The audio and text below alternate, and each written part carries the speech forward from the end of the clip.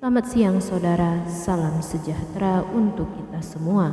Kembali lagi di Pusat Pemberitaan Media Suara Semesta, edisi Selasa 15 Maret 2022. Kali ini Media Suara Semesta mengangkat informasi tentang hujan es disertai angin kencang melanda Pamulang, Tangerang Selatan.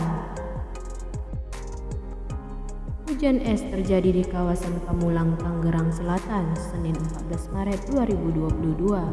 Salah satu warga Sarno 54 tahun menyebut hujan es juga disertai angin kencang. Jadi hujan es ini kejadiannya ketika saya lagi berdiri, tiba-tiba ada es di dekat kaki saya dan disertai hujan dengan angin besar, kata Sarno. Menurut Sarno, hujan es terjadi selama sekitar 5 menit. Es yang jatuh terlihat sebesar bola gundu. Kurang lebih sebesar gundu besarnya. Tadi banyak juga yang cair karena sudah tercampur sama air esnya, ujar Sarno.